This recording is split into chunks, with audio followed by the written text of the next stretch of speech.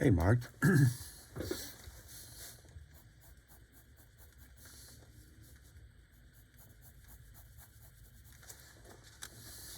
morning. Good morning. Good morning. Morning. How are you guys? I'm doing well. I am. My husband, he's got a different computer on, and he's listening to me talk. So I everybody's. really like, I really like your courses, Roberto. Oh, thank you. Thank you. Thank you. Yeah, I've it's. only been in one during COVID at New York Academy, Uh, but I really enjoyed it. yeah, I'm trying to, try to use a different. It's a traditional method that I'm using. It comes from the Renaissance that has been substituted for the most part by the French tonal system, which is a later development and is different. This method uses the anatomy, the structure, and many variables that, in my opinion, make drawing more a thinking process, right? Than being able to copy exactly what you see. So it's more conceptualization rather than pure observation, right? So that when it's complex, right? It's complex, but when you get to understand the various method you need to be aware of and learn to use, then you kind of it become a fascinating process to draw the figure by reading the muscle, reading the form, reading the light, right, as an organic entity, not just an object that is, that is could be a car, could be a body, etc. So, but so I guess I didn't pick the right day because it's just me and you, which is fine. So what I would say, because lots of people ask me, could I have the recording? So I guess Saturday morning is not a good day. So, but we can start, right? We can start and we can start discussing the method, how to measure. So, Mari, as you've been using, as we've been watching the some videos of my, you understand my method of using the basic volumes, and then start from a typical set of proportion, then from there migrate, moves toward the specific, right? Do you let's go over it. Let's go over it, right? So if you want to draw with me, that's fine. If not, if you can, you can watch it later, right? So let me start with this. Do you have any specific questions that you would like me to address or answer to? I'm just here because I like your courses and I want to improve on my figure drawing. Okay, all right. So So I'm a relatively very beginner. okay, so we got to start from somewhere, right? So the method that I'm using again comes from the Renaissance, right, and includes anatomy, structure, light, movement, dynamism, a whole set of. Let me show you. Basically, starts with stereometry, right, which is these boxes, right. The stereometry is a method to measure volumes that was rediscovered during the Renaissance when they needed to know how much stuff can I put in a container, how much grains, how much oil, how much stuff I can put in a container, and then sell it, right? So studying the volume of solid, how to measure them, right? So this method is applied to the human body. So what they did, they took the maximum height, the maximum width, and the maximum depth of the head, for example, of the rib cage, and then created a box that contains it, right? So the advantage of this is that we can pay attention to essential aspects, right, of the human body, such as the proportion relationship, meaning how big is the head in relation to the rib cage, in relation to the hips, in relation to the legs, etc., etc. These proportional relationships, what they do, they create, if we maintain the proportional relationship, we are able to maintain harmony between the parts, right? In terms of proportion, meaning I'm not going to make the head too big or the feet too small, or the arms too leg or the arms too long or too short. Makes sense? So we can, once we understand the typical proportion of the human body, which, you know, there's a variation between people and ethnicity, etc. But we are all within certain parameters, right? Once you understand those, it's easier to maintain that proportion that have been developed with evolution, and we're never going to end up having problems such as the hands are too tiny in relation to the head, and even if we don't know how big the hand should be, we perceive there is something wrong with that, right? Or too big or whatnot, right? So the proportional relationship also connect with the Greek concept of harmony between the parts, right? Harmony of the spheres, the bodily humor, and in this case, the parts of the body, right? The Greeks really were great in maintaining harmonies between everything, right? So once we understand this, right? Once we understand the typical proportion of the human body, we can then put inside it more information, such as the skeleton. This skeleton here is very schematic, right? But we can then put over it, if we need to, a more defined skeleton. This is where we move into anatomy, right? So we have structure right here with a stereometry. We have here still structure, but we start connecting with anatomy. That's now here we move into the anatomical territory, and on top of this, we're gonna layer the muscles, right? You can see how all these things in here develop coherently with each other and harmoniously. So, how do I use this, right? Because this is quite a lot of stuff, right?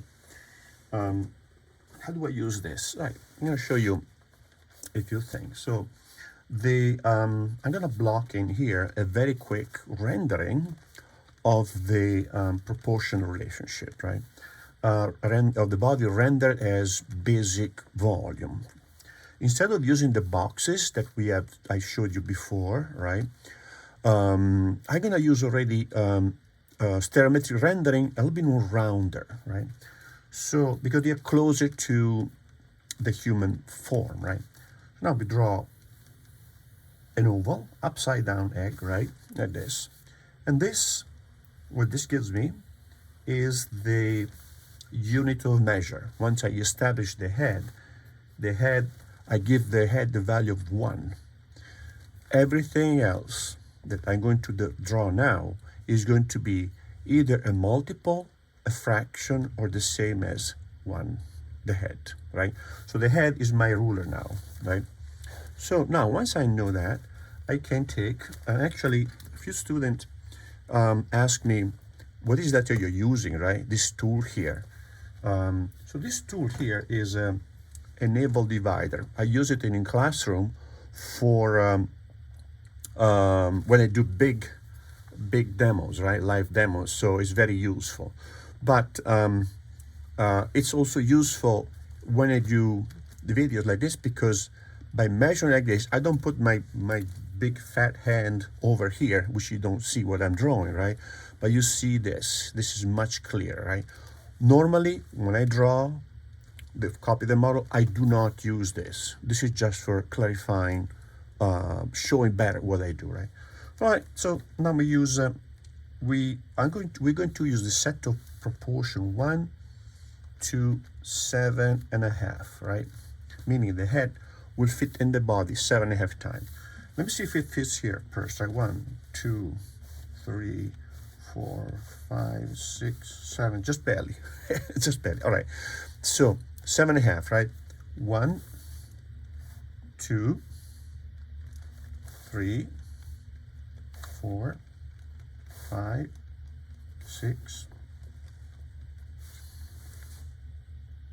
I have a question. Yep.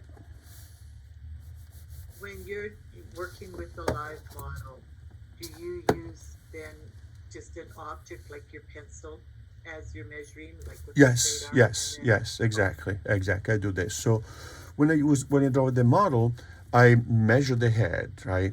And then now I'm gonna start something like very straight just to explain the method. But then when I draw the model, let's see. When I draw the model, right, I measure, let's say this, and especially if the pose is not straight, right? So 1, right, and this I'm a distance, right? I'm a distance. Imagine that's the model. 1, 2, right, and where is that? Oh, that's just there, right here. 2 here, 3, and it's just here the iliac spine. 4, just below the glutei. Makes sense? So now using the head, when I block the head, I come down. I know that one head down gets about here. It's a little bit below the armpit. Another head down gets about here. Another head down gets about here. So they're not precise points, but they're good enough. They're good enough for me to just to give me an idea of how the head relates to the body, whatever that might be, right? This is another example. This is an image I created for the new book, right, that I'm working on. I'm almost finished, right? And it puts together stereometry, the skeleton, a little bit of the skeleton here, right, and the muscle. So it's like a concentrated of the method that we will use for when we draw the figure using this method, right? So now between here and here, right, I have 2 heads. That's for the rib cage, for the neck, and for the waist. This is one head. That's the pelvis. So in here I can block in the pelvis. I can block in this as a marshmallow, right, like that, because I don't want it to be too precise. So now actually the width of this should be 1.25. So meaning, and this is an important concept when we use this practically, the pelvis is usually a little bit more than one head. So a little bit more than one, or a little bit more than less, or the same as, are concepts that we want to use. Because if you are too obsessive about this, we end up drawing puppets, rigid puppets. We don't want that, right? Now here, we're gonna block in the rib cage. So this is the male figure, right? But the female figure is different. So here we have now the rib cage like this, right? And I need to leave some space for the neck and some space for the waist, the space between rib cage and pelvis, right? That's the pubic bone, right? And this is the neck, right here like this, right? And now what we do,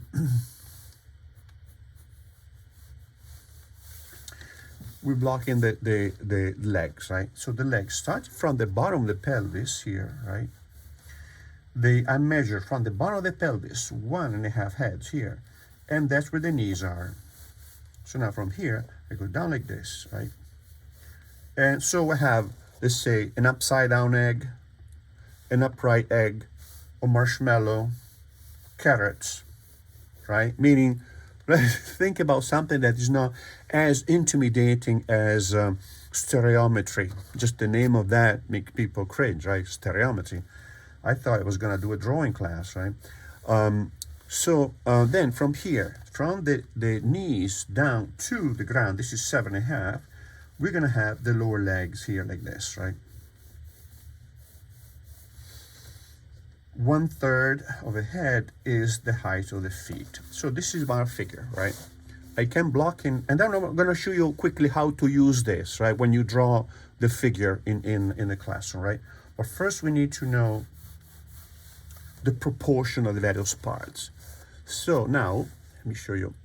Here, we're going to attach the arms to the figure. How do I do that? Well, I find the jugular fossa, which is the base of the neck, right?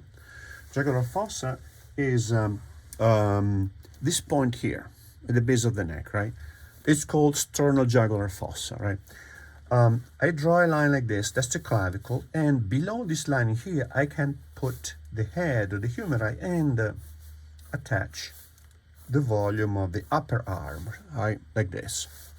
How long are these? They're pretty much the same length. The upper arm are pretty much the same length as the rib cage, or they get around about at the level of the space between end of the rib cage and top of the pelvis. So it's about here, right? So that way I know that I have these proportion with this. And because all of these are proportion with this, now the more I add, the more when I add something, now once I establish this measurement here, as I add measurement but parts of the body, etc., I know they're all in the right proportional relationships, right? So now here is the upper arm, and the forearm will arrive about down at the level of the genitals. So here like this, right? It's at the end of the pelvis, more or less, right?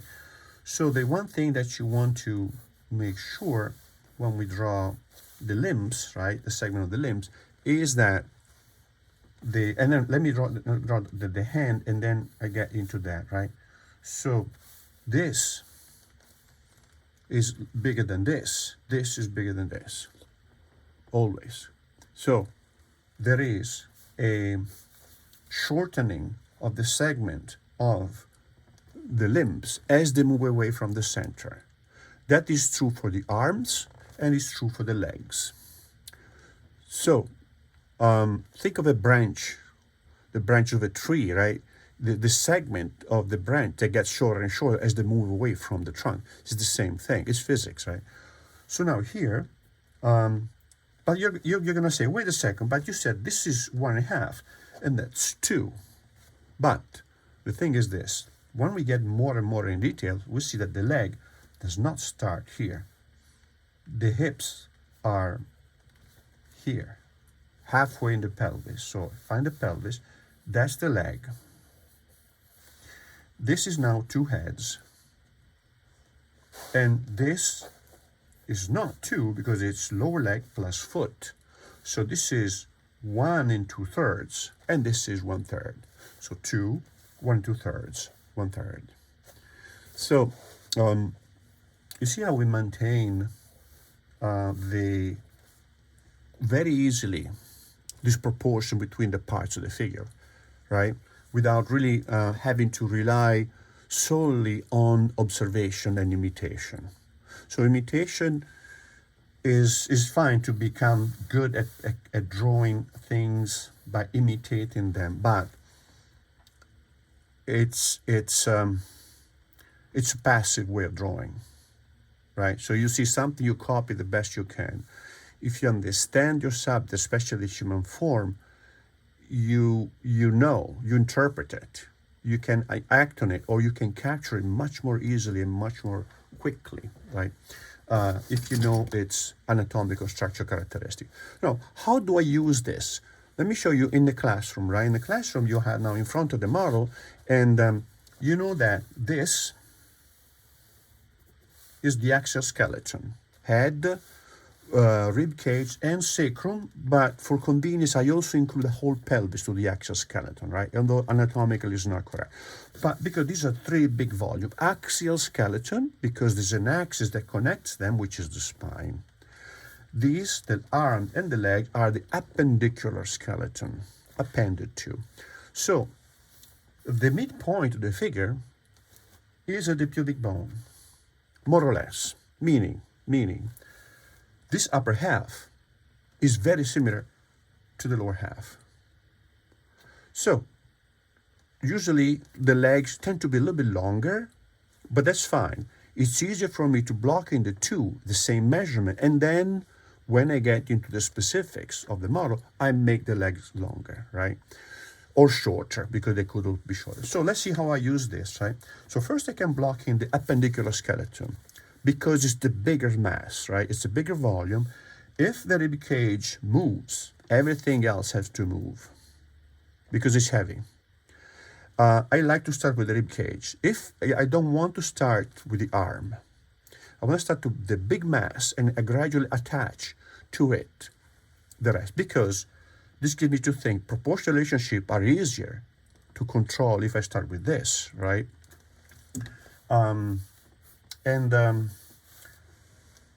Because this is again, as this move, the body, the legs, the arm have to adapt to the movement. I can capture the pose much better if I use this. Okay, so now I'm in the classroom and I block in the head. Right, my model is now standing straight, so we make it easy. 1, 2, and 3. At this point, what I do, I don't measure. I want to kind of internalize this proportion. So I block these three things in here like this, right? And then I check. Then I check. So first I draw and then measure, right? So 1, 2, 3, 4. All right, it looks good. It looks good. I find the pubic bone. Where is the pubic bone? The pubic bone is just above the genitals and is at the lower quarter of the height of the pelvis. So if I know that the pubic bone, that's a midpoint. What I do, I take this now, right? And I put it here. And now I have the legs proportioned in length to the upper half. Make sense? The other thing is that I can do with this, right? Because I don't imitate, I don't copy. I want to know where they are. So this is the measuring phase. The measuring phase, I don't want to worry about aesthetic. I don't care about aesthetics. I want to know if the proportions are right. I want to know if, so let's say one leg is here, right, in the model. I block it here, right, slightly contrapposto, let's say, right? And then this will give me also the pelvis a little bit tilted like this, right? I can adjust this now, right? Makes sense? I can also start moving my finger a little bit. So, for example, these are the axes of the head, of the rib cage, and pelvis. But in my case, my model could have a slightly tilted axis of the head, a slightly tilted axis of the rib cage, a slightly tilted axis of the pelvis. Make sense? So then I do that, I adapt it. Now, I want to see if I have the alignment of the upper part with the lower part. I take this, where this is convenient. It's not like I had to do this all the time. It's whatever is more convenient. The inside of the heel in this case. I bring it up, right? And I see that it cuts slightly to the right of the pubic bone. It cuts slightly to the left of the jugular fossa. Makes sense? And now I align all these things together. That way I capture the pose. So this leg comes out like this, right? And I can see, okay, where is this leg now, right? Where's this leg? Well, I can look at this measurement here. And I can eyeball it, or I can say, well, look, that looks like the size of the head. Let me see. Yeah, look at that. Look how lucky I am. It's the same as the size of the head. Or it could be smaller, it could be bigger. But when I measure this proportion, I want to use as reference a measurement that is close to the one I'm trying to discover, right? So now here, right, we have jugular, the clavicles like this, right? And then we have one arm maybe like this, right? One arm maybe like this. Makes sense? So this now goes back and moves forward, and this goes down like that. And I have my pose very quickly. So this, again, this is the measuring phase. I don't want to worry about details. This is the scaffolding, which is the structural scaffolding that I showed you at the beginning when we were looking at the stereometric rendering, and then the skeleton. This is a hybrid between the boxes and the skeleton, which I find much more user-friendly, right? So now, if this works, right, I'm saying I'm happy with this. I'm happy with this. And it took me, in the class, when you do the pose like this, it takes you like maximum 5 minutes to do this once you understand how to do it, right? And the other thing is that you capture first the whole. Drawing the whole is very, very important, because if we start drawing, one thing I really insist, right? I'm really obsessive with my student is don't draw the figure without the head or without the feet. You need the whole figure. You need the whole figure because people want to start drawing, right? You want to start drawing the detail, right? The detail is the devil, right? It will lead you astray. It was because you get lost in that little detail and you lose the hope of the heights in art, right? So I'm gonna take this out now because this is good, right? And I take this out because now I don't need too much scaffolding to be visible, because it could be it's done. Its job is done. So now I can go back to I can start the second stage, which is drawing more realistically, right? I move from a very schematic way of drawing the figure to a more realistic way of drawing the figure. So now I tilt the head a little bit more right here, and blocking brow ridge, blocking the nose, the position, right? The ear is gonna be here, and that's the neck, right? Like this, right? So from here now I have the deltoid like this, right? So see, I start superimposing the organic aspects over the structural ones, because that way I know how long it should be, and I know that, let's say the deltoid, I'm looking at my model and looking, oh look, the deltoid is about halfway down the length of the arm, so I know where this ends in relation to the whole. Makes sense? So I don't make the deltoid too long or too short. I know that deltoid is going to be proportioned in relation to the length of the arm, and therefore everything else, because the scaffolding is already proportioned to everything else. So it's a very efficient way of drawing, see that? Now, this is now the trapezius, right? And this is the bicep like this. This is the forearm, and I don't want to put too many anatomical detail now, just the main, right? So the deltoid, the bicep, the tricep, right? The brachioradialis, the forearm, pectoralis, right? And now I see the rib cage here like this, right? And maybe this widens up here, right? Because I need to consider the muscle that eventually we will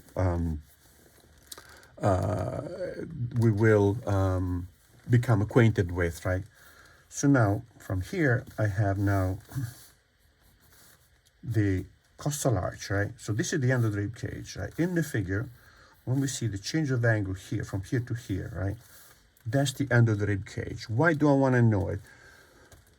Because I want to know where the rib cage ends and where it begins, so I can measure it.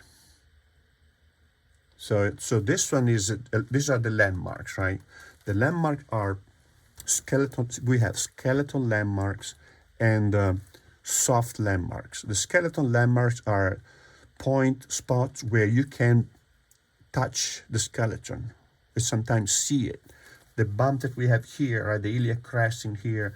The pubic bone, you don't see it, but you know where it is, just above the genital.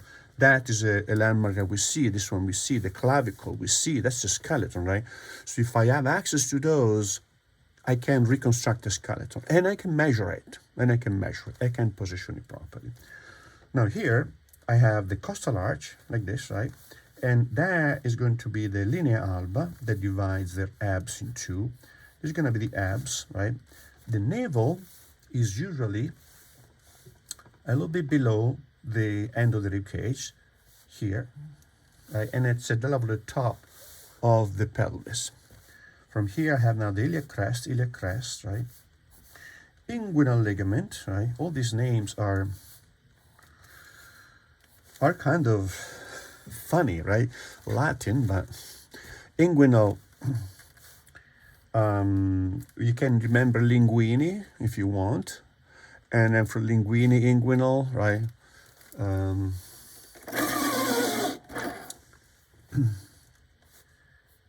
So now we have the deltoid again. I'm going to see the deltoid is about halfway down the length of the arm, like this, right? This is the forearm, right? This, and we want to see how this about here is longer than this, right? We want to maintain those proportional relationships. The hand is 7/8, right? So now, see how the scaffolding is helping me? This scaffolding is helping me, and as you can see, I did not really need to put much detail. Just a cylinder or a truncated cone or an egg or or a drum, right? A marshmallow, because I just need to know how high, how wide, how deep, and what are the angles? How are these forms turning? Right? Now from here, this is the pubic bone here, right? At the end of the inguinal ligament, right? So the pubic bone. Here's the genitals, right? Below that. And from here, now I didn't put it here because I didn't want to scare you with too much stuff at the beginning, right? But here we have the hips, right? The trochanter, the great trochanter is a point where at the level of the pubic bone here, we have a widening here and a narrowing like that, right? These are the hips, right? The trochanter. So they are at the level of pubic bone. So I come out like this, right? And then I have this change of angle here and then down like this, right? From here, now I come down at an angle. I can even move this leg a little bit more if I want, right? Because I have this initial scaffolding. That's fine. But I can change my mind. I can say, you know what? It should be a little bit more than that. So I move it. So in relation to this, but this guides my hand because I already know I'm very close to that, but I realize it should be a little bit longer. So now I'm blocking the volume of the leg, and I move this from here, I move it here. Because either I change my mind or because I realized that the initial measurement was wrong, right? This is the patella. Now, I want to show you how to gradually add more details, more anatomical detail to this truncated cone, upside down truncated cone, right? Starting from and so we move now more and more, right? You see in this, right? So starting from, this is the knee joint, right? Starting from this point in here, which is the anterior superior iliac spine, it's a dot that is visible, right, in most people, right? It's a landmark. I go down diagonally like this, cutting across the thigh like this, see that?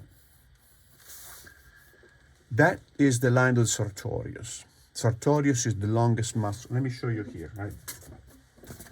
The sartorius is the longest muscle of the body, see that?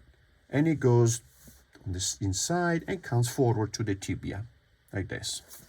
So this is the tuberosity tibia. This goes back in here like this, right?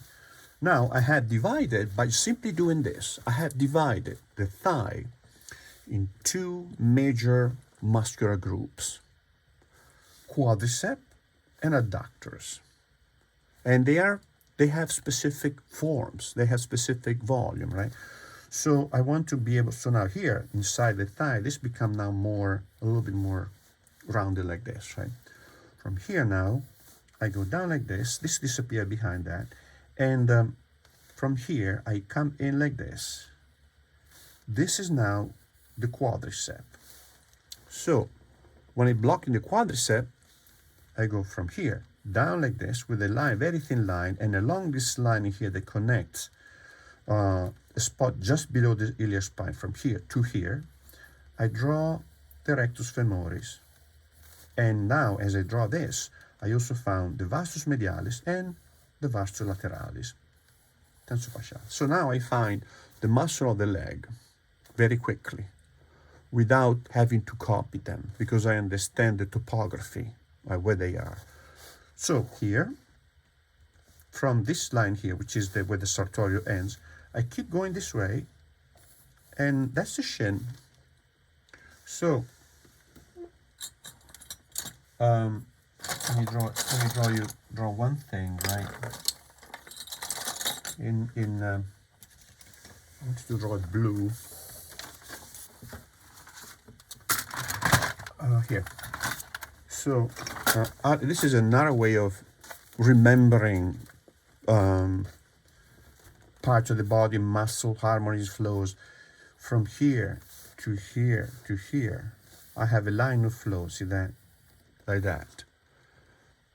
That is beautiful. It's not necessarily anatomical because this is the sartorius, that's the knee, right? And this is the goose foot. Is the tendon with the sartorius stops in here, but this continues with the shin. So this is the shin, and the shin continues with the medial ankle bone, right? This is called Cupid's bow.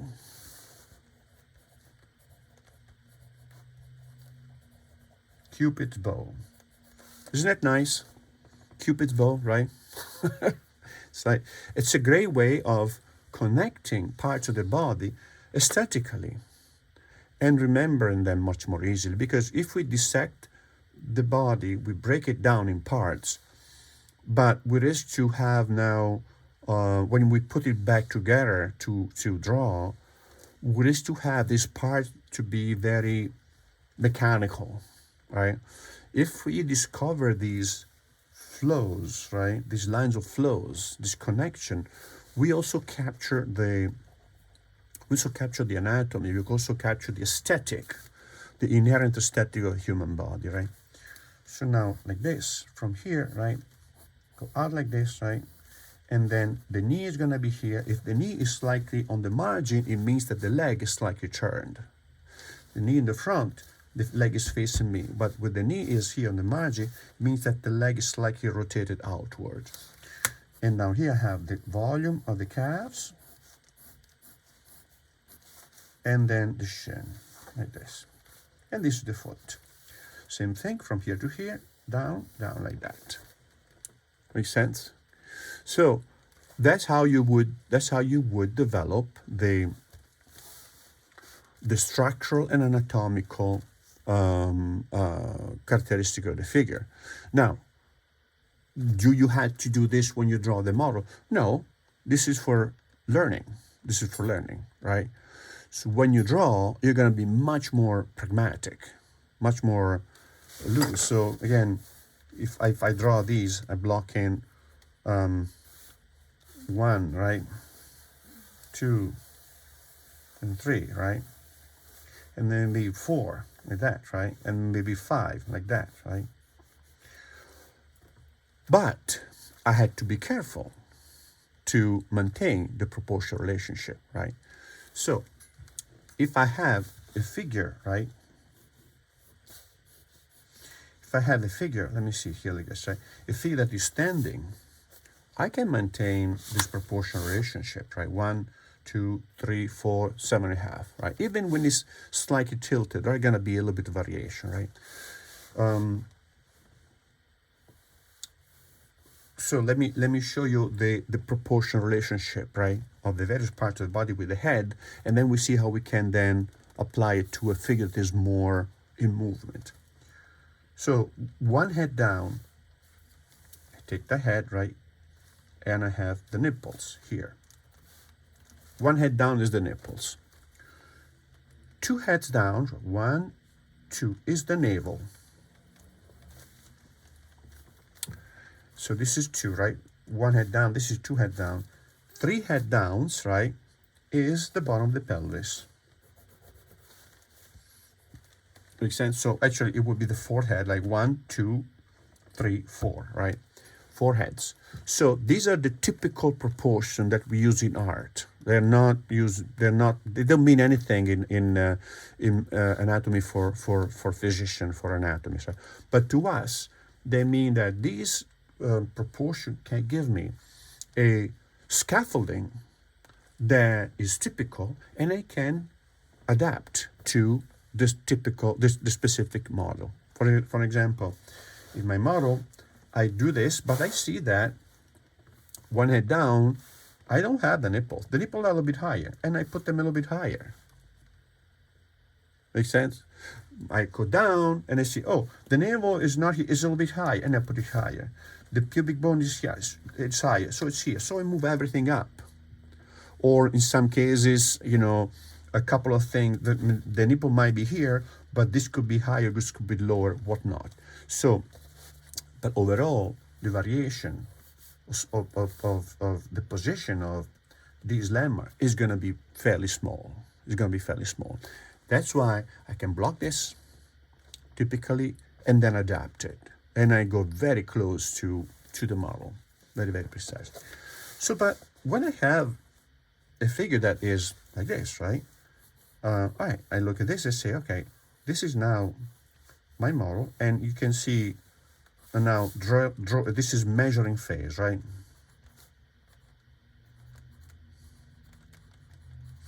Measuring phase, I just measure, and I'm thinking of this as something that I visualize it, right?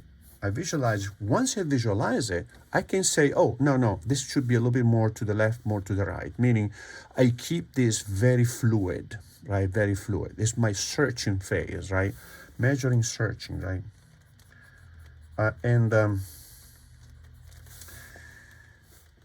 Now, from here, I can say, okay, let me see, I block in the scaffolding like this, copying the figure, right? Intuitively, just to have something to start with, right? Then I go back and measure more accurately. I look at one head in the model, and I bring it down, and I say, okay, the head is not at the nipple, right?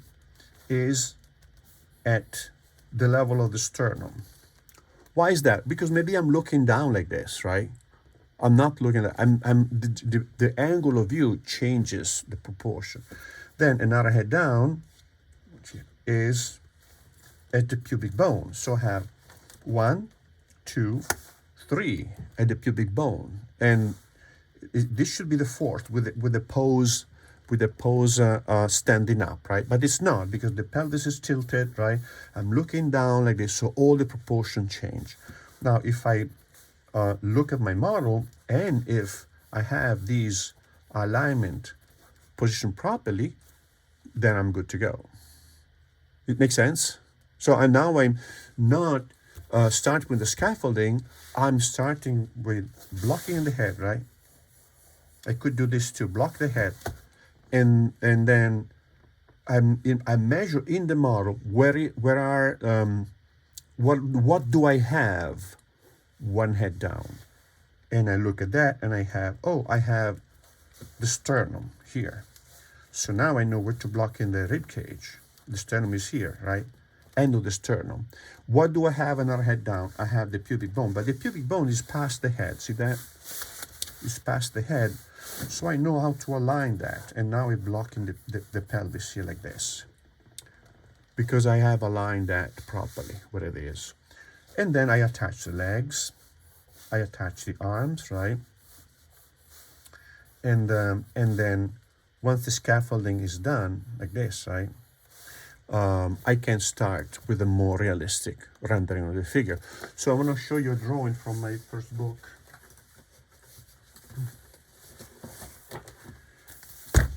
The drawings, right? So these drawings, right, are done with that method, right? So here, let me see if I can get this. See that, you see a little bit, the inguinal ligament, right? You see I don't see much. This mostly was in my head. So I see like the sternum, see that? The costal arch, see that? The clavicle is gone, meaning this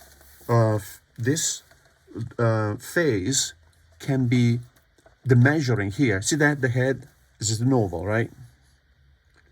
To the oval, then I added a few details here and there, not much. And then went over it with a little bit more. See that line in there, right? That's the line that the end of the arm here. And then you don't see it here, but there's another line here, right? And I move the navel up and down, see that? So eventually from here, you move on to this, which is a more realistic, more anatomical rendering. And then from there, you go to the tonal rendering of the figure.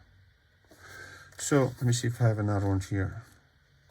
Yeah, in these, see that I marked, see the iliac spine, posterior, superior, see two little dots of the dimple, that's a sacrum, right? That's the iliac crest, right? That the two dots here are the end of the scapula. That line is the top of the spine of the scapula. That's the vertebral margin of the scapula.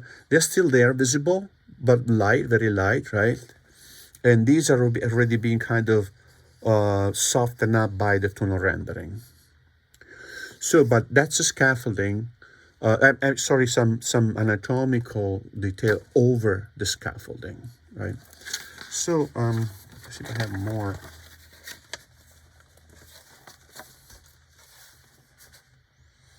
Yeah, this is basically, I can show you another.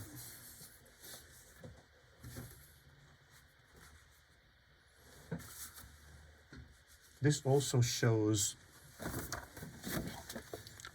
basically very render very essentially, right? The concept that I discussed. This is for the new book, right? It's coming out in 25, so be ready. 24, end of the year, so be ready. So here, see the Cupid's bow. See that? That's the Cupid's bow. So that is the center line that I dropped from the jugular fossa down to the foot. And I see that the center line is not really tangent to the foot. It's a little bit to the left. The foot is a little bit to the right of that. That's fine. I can still use that as reference, right? Then we have the scaffolding here, right? The scaffolding of the stereometric rendering. And gradually on top of that, I put more and more muscle like that. So another way of, if you have any question, guys, you stop me, right? And then ask away. You're welcome to ask any question, right? So, Marge, you're muted. You're muted. May I make a comment? Yeah. Just what's been really helpful is just seeing where you put the circles for your knees and your shoulder. Uh-huh. Because the shoulder, I've been making them, I've been having a hard time with getting the arms in my first initial drawing. Yeah. So that's been very helpful just to see, it's not right on it's not in your rib cage, it's at the side there. Yeah, it's at the side because so here there's a lot of space, right? And that is something that tricks a lot of people. So basically, see how much space there is? This is a scapula. So when you want to put the head or the humerus properly, you want to draw. Actually, let me draw it here so you can see it more easily, right? You want to draw a, this is the rib cage, right? This is the clavicles, like that. The head of the humerus, the joint, the shoulder joint, is going to be outside the width of the rib cage, which is here, see that? Outside the width of the rib cage, and below the clavicle here. and I attach it. So, but keep in mind, right, if I lift my arm like this, right, this is the clavicle, look at the clavicle, right? If I lift that arm, look, see that? So, from here, this is going to be, so the clavicle tends to be slightly going up at an angle like this, right? But it's easy to draw a straight line. It's easier, right? If I lift it, my arm, the clavicle goes up and the head of the humerus is going to be here. So if I lift this, right, the head of the humerus now is above the rib cage. This volume here is the deltoid. Up here, that's under there is the head of the humerus when you see the big volume like that. So that helps you to figure out how to connect the arm, attach the arm to the rib cage. If not, you might have experienced this, right? If you don't do that structurally, you end up with an arm that might look dislocated. It's too far away, right? And or I don't know, out of place. The leg is maybe too high or too low, right? Or whatnot. So if you understand the structure, and you don't need to know a lot of muscle or a lot of bone, this is sufficient. This scaffolding here is sufficient, right? Of course, the more you know, the better it is. But then this permits you already to measure the figure properly. Actually, better read the figure accurately and build on top of that. Build on top of that, right? So another way to measure, right, is this. When we get into the little details, right, by adding more and more organic aspect to the figure, what I like to do is to draw lines that are, for example, here, right? Instead of drawing lines that are too curved like this, right? I like to break them down in lines that are more angular. Why is that? Because I see where that begins, I see where it ends, I see where it ends. 1, 2, 3. And I can measure these lines that become segments that can be comparable to each other, and they're measurable. Also, the forms of the body are never regular curves like that, because they are more. So if you draw a flat curve like that, it looks regularly inflated from the inside. It looks like somebody's pumping air inside of the body and making it bloat. It's not like that. The muscle tend to be more angular, like that. Tend to have specific change of angle, because that would be then, it would explain like a form that is made of facets. Make sense? Made of facets. So the muscle is not like this. Muscle can be, for example, like this, right? Like that. So where I have a peak here and a peak here, and this is longer and this is shorter. This is medium and this is a little bit shorter than that. Makes sense? So I can now compare specific length of one side, compare it with the other side, see where the peak is, and capture the forms more organically, right? But this is when we get into the smaller and smaller detail, smaller detail. So I see now this change of angle. Why do I want to know where this is? Because then I can see where is that. For example, I can compare these two. What is that? I can compare these two. That's the peak. All right, that's good, right? Then I have a change of angle here. I know how to compare now this measurement with this measurement, right? And so on. So, but this being said, this is another method of drawing, which is the measuring also, which is the French tonal system, right? the French tone system, I synthesize it like this, right? I kind of block it in with just a few, this series of 3 drawings, right? The envelope, right? So this would be the final figure, right? This is the final figure. So here, with the French tone system, you start measuring, you start reducing the form to a shape. It's not 3-dimensional anymore, it's a shape. So I look how high, how wide, and I draw a box that contains, this is the envelope, right?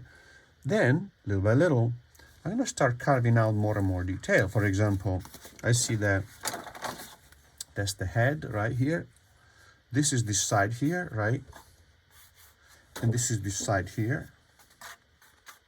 This goes up here a little bit higher than that, right here. And it goes down like this. And then I carve out more and more and more, right? So I carve out now, see that here? I carve out more and more and more. And then I start the tonal rendering. With tonal rendering, the way I like to do it didactically is this. This is the line drawing, right? Still no tonal rendering. When I start work with the tonal rendering, what I do, I block in 2 values, right? 2 or 3 values. And I draw them with straight lines like this. Why is that? Because they're easier to standardize. And this is just for didactic purposes. Now I have here 2 values, right? The darks, the light and the slightly darker. And here I have 1, 2, 3, 4. So I have light, medium dark, dark. And I start seeing more and more detail. See that here, right? Tonally, I develop this tonally more and more. And then eventually I add like 6, 7 values. But all the lines are all vertical because it's an old academic system, but permits me to standardize the tonal rendering, meaning I start with the value like this, right? Everywhere, this is the weakest value, right? And then, let me see. I darken it here a little bit. And then I darken a little bit more. And then I darken a little bit more. See how quickly I create a tonal range, right? But it's controlled. It's controlled. Why do I start with the lightest one? Because that way I block it everywhere except for the lightest area, the area that are white. And then I build on top of that. So I having it everywhere, the whole figure now starts developing holistically. If I finish one little detail here like this and I leave the rest white, I don't know if that value is right. Makes sense? So from here, we can do this now. We can block in light mesh and shadow mesh like that very quickly. See that? Now we move from the form to the light, right? And I can, because I understand if the light comes from here, right? Because I understand how the form develops 3-dimensionally, right? I know where the light is going to hit and where the light is not going to hit. So this is light, dark, right? Light, dark, light, dark.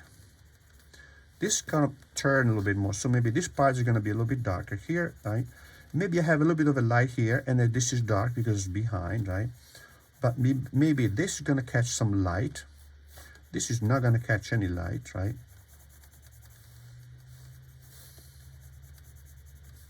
So this is the belly down like that, right? And all of this now is going to be dark. All of this is going to be dark. This is going to be dark, right? And this is going to be all dark. Makes sense? So now I understand light mesh and shadow mesh much, much better because I know the 3-dimensional characteristics of the form. right? So I hope this helps, right?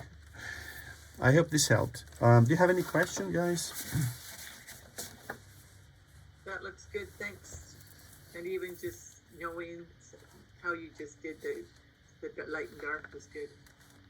Yeah, so that would be the next passage. So understanding the anatomy also permits you to copy the forms of the body in a more informed way. You're not imitating, and it as you do this is not a task of rubbing graphite on a piece of paper, copying what you see. Is really, oh, that's the deltoid, that this should turn like this. You kind of participate in that by reading it more actively. So your drawing becomes a thinking process. And thinking is much more fun than just copying, right? So, so Prita, you have any questions? No. All right. Okay. So, uh,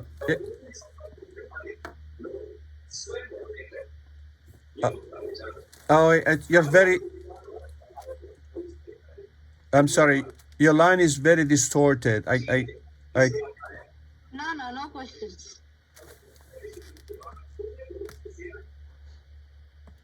I don't understand anything. The line is very distorted. I cannot hear what you say. I'm so sorry. Maybe send the put the post a question. Oh, chat, right? Oh, no question. Okay. All right, guys. So